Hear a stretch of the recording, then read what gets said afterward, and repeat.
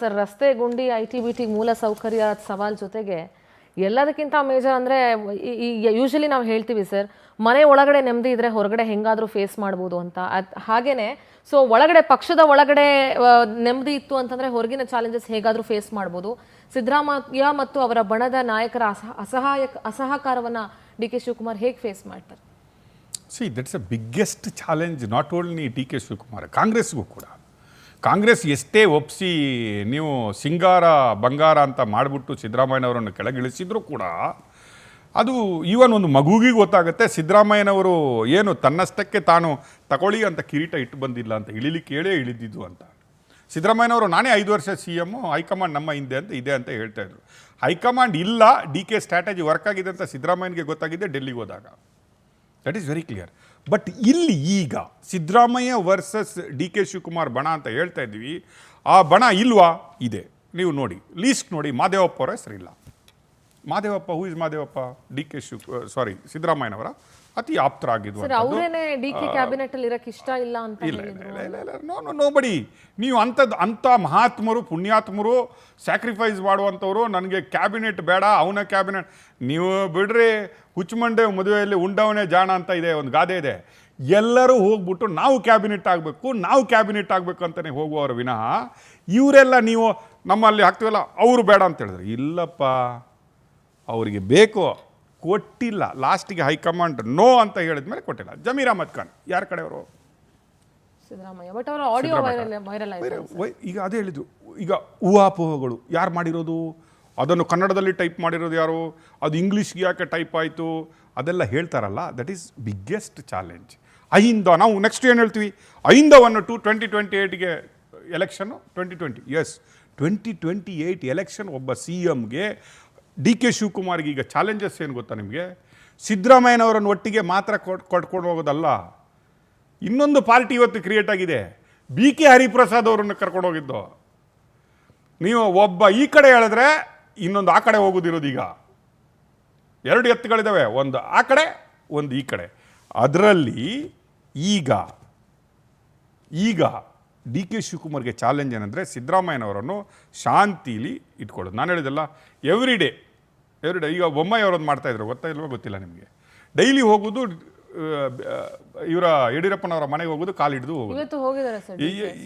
ಎಲ್ಲಿ ಹೋದ್ರೂ ಬೊಮ್ಮಾಯಿ ಅವರು ಮೊದಲು ಏನು ಮಾಡಬೇಕಾದ್ರೂ ಯಡಿಯೂರಪ್ಪನವರ ಮನೆಗೆ ಹೋಗೋದು. ಅವ್ರಿಗೆ ಗೊತ್ತಿತ್ತು, ಅವರ ಆಶೀರ್ವಾದ ಇರುವವರೆಗೆ ನನಗೆ ನೋ ಡೇಂಜರಸ್, ನಾನಿಲ್ಲಿ ಆರಾಮಾಗಿ ಕೂತ್ಕೋತೀನಿ. ಯಾವಾಗ ನನಗೆ ಇಲ್ಲಿಂದ ನಾನು ಇದು ಮಾಡ್ತೀನಿ ಅಲ್ಲಿಗೆ ಮುಗೀತು ಅನ್ನೋದು ಗೊತ್ತಿತ್ತು ಅವರಿಗೆ. ಅದೇ ರೀತಿ DK ಶಿವಕುಮಾರ್ ಅವರಿಗೆ ಒಂದು ಸತ್ಯ ಗೊತ್ತಿದೆ. 2020 ಎಲೆಕ್ಷನಲ್ಲಿ ಐಂದ ಮತಗಳು, ಕುರುಬ ಮತಗಳು, ಅಲ್ಪಸಂಖ್ಯಾತರ ಮತಗಳು ಏನಾದರೂ ಬೇಕಿದ್ದರೆ ಎಟ್ಲೀಸ್ಟ್ ಸಿದ್ದರಾಮಯ್ಯನವರು ಅವರೊಟ್ಟಿಗೆ ಬೇಕು. At least Siddaramaiah can make large number of difference. ಅವ್ರೇನಾದರೂ ಕೈ ಕೊಟ್ಟರೆ ಕಾಂಗ್ರೆಸ್ಸಿನ ಭದ್ರ ಮತಗಳು ಅಂತ ಏನು ಹೇಳ್ತೀವಲ್ಲ ನಾವು, ಕಾಂಗ್ರೆಸ್ಸಿಗೆ ಆ ಕಡೆ ಈ ಕಡೆ ಹೋಗದ ಮತಗಳನ್ನು ಡಿಸ್ಟರ್ಬ್ ಮಾಡುವಂತಹ ಕೆಪಾಸಿಟಿ ಸಿದ್ದರಾಮಯ್ಯನವರ ಹತ್ರ ಇದೆ. ಸಿದ್ದರಾಮಯ್ಯನವರು ಎಲ್ಲೂ ಬಂದು ಇಷ್ಟರವರೆಗೆ ನೋಡಿ, ಅವರು ನನಗೆ ಅನ್ಯಾಯ ಆಗಿದೆ ಅಂತ ಎಲ್ಲೂ ಹೇಳ್ಕೊಂಡಿಲ್ಲ, ನನ್ನನ್ನು ಇಳಿಸಿದ್ರು ಅಂತ ಎಲ್ಲಿ ಹೇಳ್ಕೊಂಡಿಲ್ಲ, ನಾನಿನ್ನು 5 ವರ್ಷ ಮಾಡಬೇಕಿತ್ತು ಅಂತ ಎಲ್ಲೂ ಹೇಳ್ಕೊಂಡಿಲ್ಲ. ನನಗೆ ಹೇಳಿದ್ರು, ನಾನು ಬಿಟ್ಟುಕೊಟ್ಟೆ ಅಂತ ಹೇಳಿದ್ದು. ಈವನ್ ಅವರ ರೆಸಿಗ್ನೇಷನ್ ಲೆಟರ್ ನೋಡಿದ್ರ ನೀವು? ಒಂದೇ sentence, I tender my resignation to Karnataka CM post, ಅಷ್ಟೇ, ಓವರ್, ದಟ್ಸ್ ಇಟ್. ಅಲ್ಲೂ ಏನು ಕತೆ ಇಲ್ಲ, ಏನಿಲ್ಲ. ಇಷ್ಟರವರೆಗೆ ಸಿದ್ದರಾಮಯ್ಯನವರು ಬಾಯಿ ಬಿಟ್ಟಿಲ್ಲ. ಈಗ ಟೈಮ್ ಅಲ್ಲ, ಟೈಮ್ ಬರುವಾಗ ಸಿದ್ದರಾಮಯ್ಯನವರು ತಮ್ಮ ಗೋಳನ್ನು ತೋಡ್ಕೊಳ್ಳಿಕ್ಕೆ ಶುರು ಮಾಡಿದರೆ then there is a problem. ಅದು 2028 ಎಲೆಕ್ಷನ್ ಮತ್ತು ಐಂದ ಮತಗಳು. ನೀವು ಐಂದ ಮತಗಳನ್ನು ಹೇಳಿದರೆ ಏನು?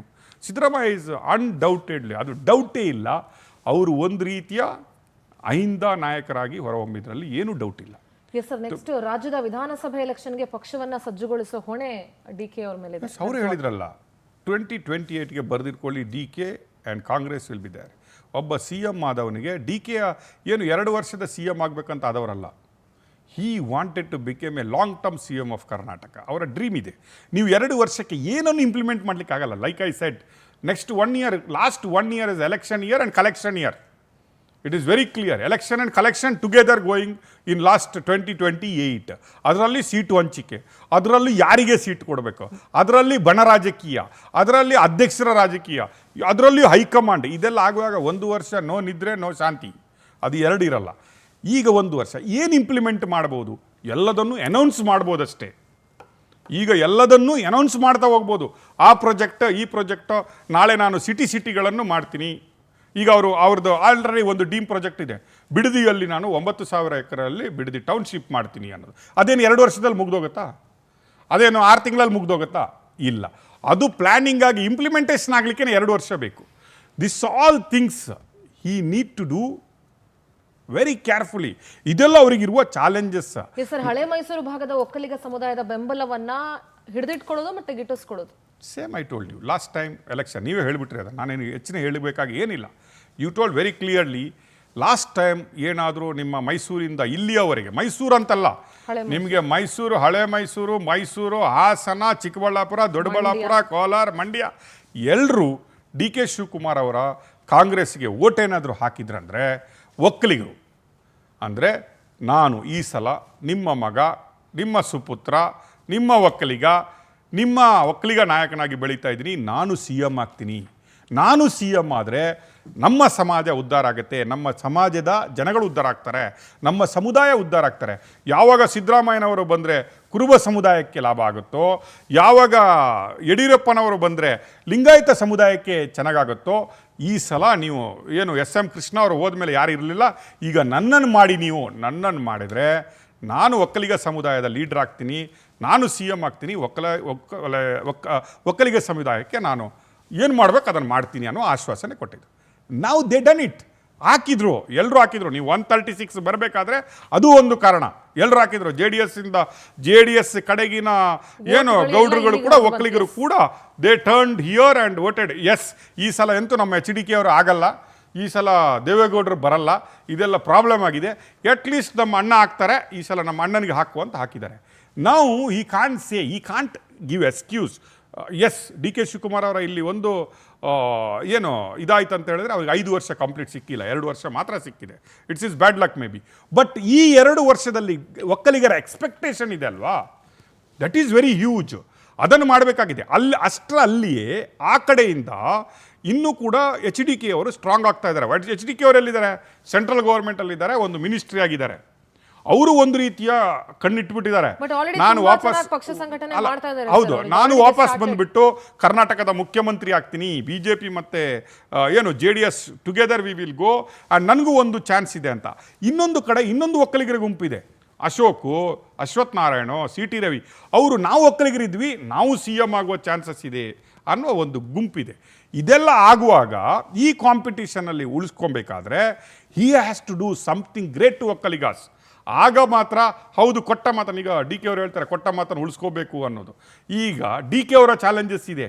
ತಾವು ಒಕ್ಕಲಿಗರಿಗೆ ಕೊಟ್ಟಂತಹ ಮಾತುಗಳನ್ನು ಉಳಿಸ್ಕೊಳ್ಬೇಕಾದ ಜವಾಬ್ದಾರಿ ಇದೆ, ನಂಬಿಸ್ಬೇಕಾದ, ಅಟ್ಲೀಸ್ಟ್ ಅವರಿಗೆ ಇನ್ನೊಂದು ಸಲ ನಾನು ಬಂದರೆ ಇದು ಮಾಡ್ತೀನಿ ಅನ್ನುವ ನಂಬಿಕೆ ಆದರೂ ಹುಟ್ಟುವಂಥ ಕೆಲಸವನ್ನು DK ಮಾಡಬೇಕಾಗಿದೆ.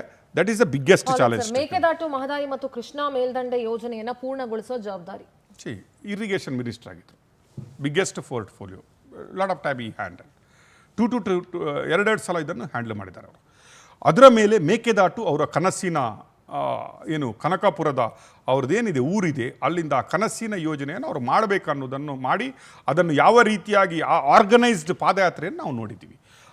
ಈ ಸಕ್ಸೀಡೆಡ್. ಈಗ ನೀವು ನೋಡಿದರೆ ಅದನ್ನು ಸುಪ್ರೀಂ ಕೋರ್ಟಲ್ಲೂ ಹೋಗು ಕೂಡ ಆರ್ಡರ್ ತರುವಲ್ಲಿ, ಅದನ್ನು ಪಾಸ್ ಮಾಡಿಸುವಲ್ಲಿ, ತಮಿಳುನಾಡಿನ ಎಗೇನ್ಸ್ಟ್ ಲೀಗಲಿ ಫೈಟ್ ಮಾಡುವಲ್ಲಿ DK ಅವರು ಸಕ್ಸಸ್ ಆಗಿದ್ದಾರೆ. There is no doubt.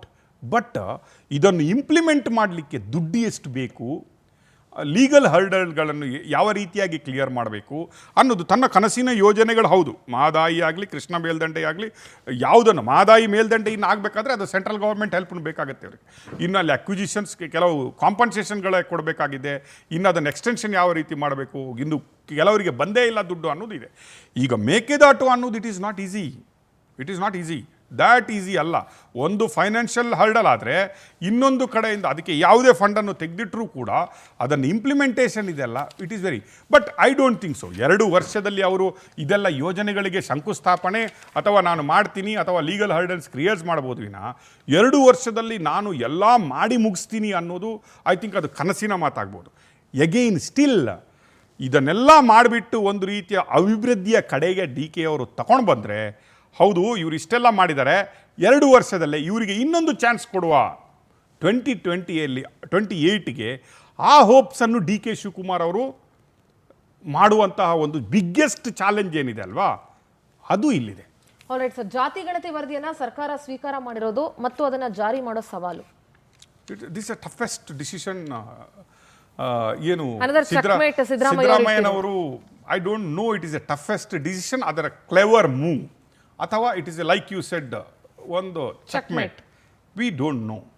But last ದಿನ ಹರಿಬರಿಲಿ ಅಂದರೆ ಒಂದೇ ದಿನದಲ್ಲಿ ಅದನ್ನು ಸ್ವೀಕಾರ ಮಾಡಿದ ರೀತಿ ನೋಡಿದರೆ ಸಿದ್ದರಾಮಯ್ಯ ವಾಂಟೆಡ್ ದಟ್ ಅದನ್ನು ಮಾಡಬೇಕಿತ್ತು. ಸಿದ್ದರಾಮಯ್ಯನವರು ನೀವು ನೋಡಿದರೆ ಜಾತಿ ಗಣತಿಗೆ ಮುಂದಿದ್ರು, ಅವರು ಅದನ್ನು ಮಾಡಲೇಬೇಕು ಅನ್ನೋದು ಏನಕ್ಕಾಗಿದ್ರು ದಟ್ ಈಸ್ ಎ ಕ್ವಶನೇಬಲ್. ಯಾವುದಕ್ಕೆ ಮಾಡಬೇಕಿತ್ತು, ಈಗ ಪುನಃ ಜಾತಿ ಗಣತಿ ಆಗ್ತಾ ಇದೆ, ಒಂದೊಂದು ಕಡೆ ಆಗ್ತಾ ಇದೆ, ದಟ್ ಈಸ್ ಓಕೆ. ಬಟ್ ಆ ವರದಿಯನ್ನು ಸ್ವೀಕರಿಸಿದ ರೀತಿ ಇತ್ತಲ್ಲ ಸಿದ್ದರಾಮಯ್ಯನವರು, ಇದೊಂದು ರೀತಿ ನೀವು ನೋಡ್ತೀರಿ. ಬಸವರಾಜ ಬೊಮ್ಮಾಯಿ ಅವರು ಈ ಜಾತಿವಾರು ಇದು ಕೊಟ್ರಲ್ಲ ಲಾಸ್ಟ್ ಮೂಮೆಂಟಲ್ಲಿ, ಈ ಪಂಚಮಶಾಲಿ ಮತ್ತು ಇದರಲ್ಲಿ how it is affected BJP ಅಂತ ನಮಗೆಲ್ಲರಿಗೆ ಗೊತ್ತಿದೆ. ಇದೇ ರೀತಿ ಈಗ ಸಿದ್ದರಾಮಯ್ಯನವರು ಡಿ ಕೆ ಶಿವಕುಮಾರ್ ಅವರಿಗೆ ಒಂದು ಚಾಲೆಂಜ್ ಇಟ್ಟೋಗಿದ್ದಾರೆ.